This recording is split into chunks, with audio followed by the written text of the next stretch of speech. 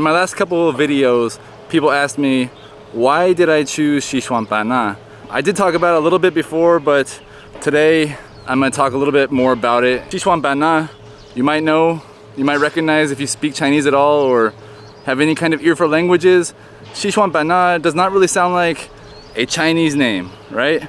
Chinese names usually like Beijing, Shanghai. Usually 2 characters, 2 syllables, 2 sounds, sometimes 3. This is 4 characters, 4 sounds, Xishuangbanna. Why is that? This has to do with the dominant minority group here is the Daizu. The Daizu people are essentially the people who came from mainland China and immigrated down to Thailand, became the Thai people. Again, you can kind of hear it phonetically, Thai, is the same people. Their alphabet that they still use here and their language is still very closely related to the Thai people. I don't speak very good Thai. I'm gonna take this off. The real name for this place is not Xishuangbanna, it is Songkran. That means 12,000 fields or something. Again, my Thai sucks, but Sip Song is 10 and 2. Okay, usually the only Thai number I can remember is Ha, because they say ha ha ha. And so Xishuangbanna is just a transliteration of the name from Thai. Right now is the middle of April. For those of you that watch other YouTubers or have been to Southeast Asia, you know that the middle of April is the Thai New Year, Songkran. They have Songkran festival where they splash water on everybody. In Xishuangbanna, they also have the exact same festival. In Chinese, it's called Po Shui Jie, and that's just the locals' New Year. It's generally the hottest time of the year, and everybody comes out and they splash water on each other and they have fun for a whole week. Now, right now, I am in Po Shui Guangchang. In this part of Jinghong, in this part of Xishuangbanna, every year, thousands and thousands and thousands of people come to this square. And they take super soakers and they take buckets and hoses and everything they can to splash each other with water. But this year, thanks to COVID-19, it's been canceled.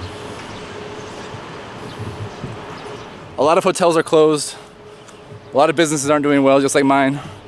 This would have been probably the best week of the year for my business. I was planning on doing specials in my cafe, like selling mango sticky rice and have a little Thai theme. I have a Thai burger, mango burger. But this year there's nobody here. Everything's closed down.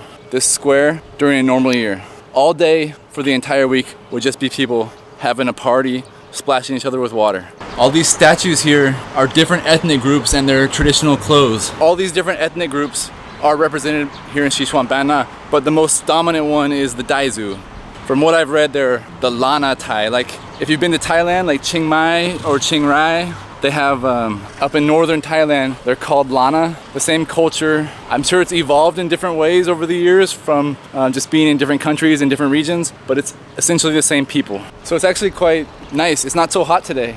Probably if they were gonna do the water splashing festival this year, a lot of people would think it's too cold to splash water, so maybe it's okay, it's canceled. So thanks to COVID-19, the town is essentially dead. It's always a tourist town, but during Po Shui Jie, Songkran, it's even more so of it. There's hundreds and hundreds of hotels here. It's a small city, and they're all fully booked for months in advance before the water splashing festival.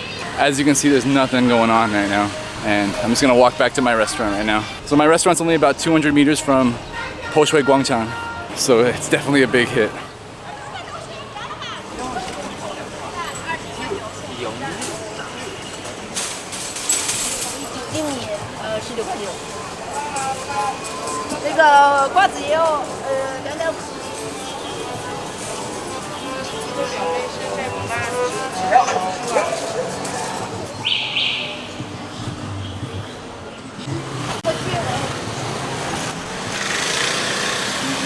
That one I just showed you is a Thai restaurant.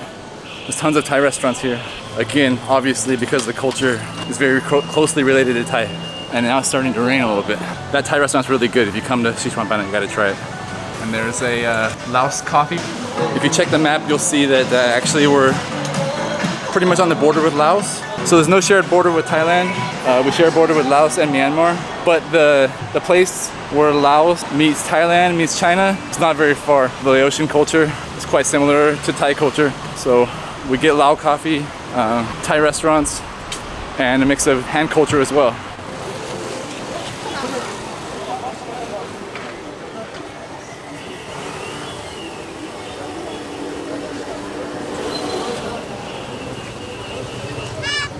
So right now I'm on my way to one of the two main night markets here in Jinghong. So the city of Jinghong is separated north of the river and then basically south of the river, but it's not called that for whatever reason. The north side of the river is the main tourist area, and that night market is really, really big. And that's where I was shooting the other night. If you saw my last video about Xishuangbanna nights, I'm gonna go back there and shoot another tour of that area. Hello. Hi. So this side is called Zhangbian. It's mostly barbecue and like small like arts and crafts and cigarettes and junk like that. This side of the river is mostly for locals, so the prices are better and it's not really like a touristy place. It's just kind of like a little walking street. My mask keeps coming down. So the other side of the Mekong River is mostly for tourists. Locals go there too, but they usually just go there to walk around, not really to shop. Almost there. Let's go take a look.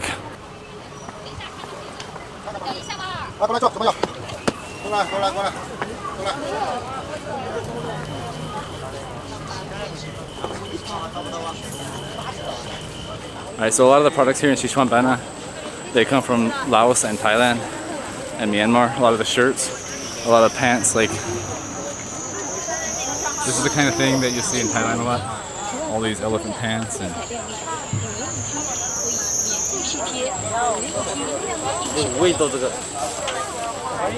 or these right here are shoes from Yunnan, from Vietnam.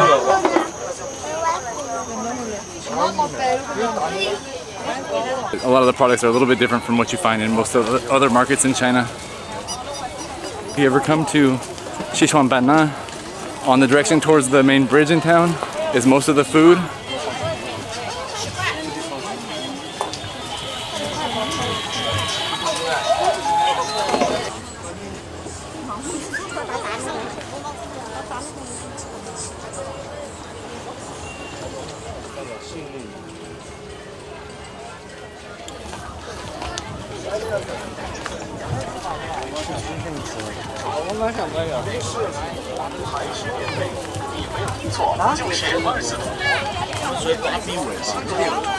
Okay, and if you're paying attention, you'll notice a lot of people here aren't wearing masks, or if they are wearing masks, they're not really wearing them properly. They're wearing them below their face. Here there was only 15 confirmed cases of COVID-19, and I think nobody died. So people are pretty chill about it. Most places they don't really care if you have a mask or not. Most people wear them. Probably 20% of people aren't wearing them, and nobody really cares about it. Unless you're a foreigner. A couple times when I haven't had my mask on properly, people have been like, oh my god, foreigner without a mask. Be careful. But mostly it's okay.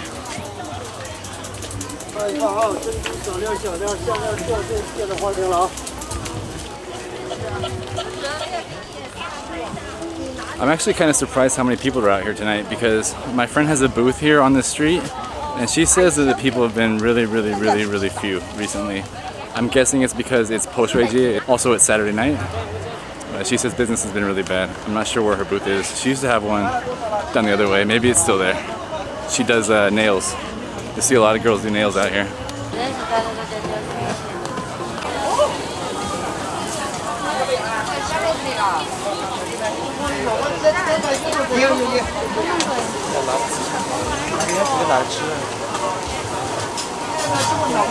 Well, being here in the tropics, you get tons of amazing fruit, and like you ask my mom, I've never really been a big fruit eater, but I love to get the fruit smoothies here, like mango smoothies. Fruit, super fresh and super cheap.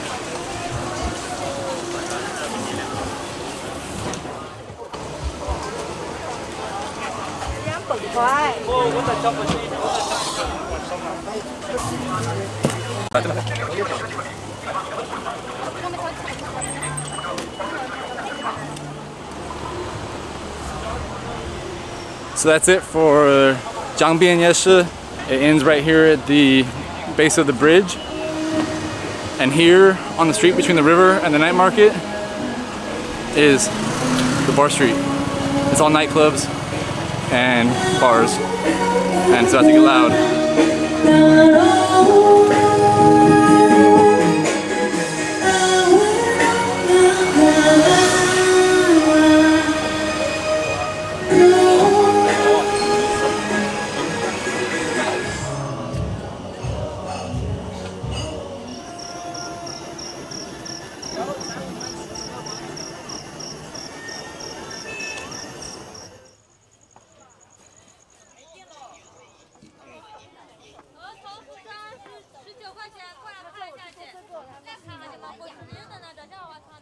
You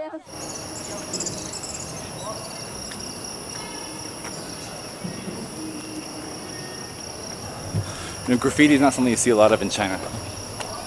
But we got it here. Hello. Hello. Oh, everywhere's so muddy under the bridge, I'm slipping.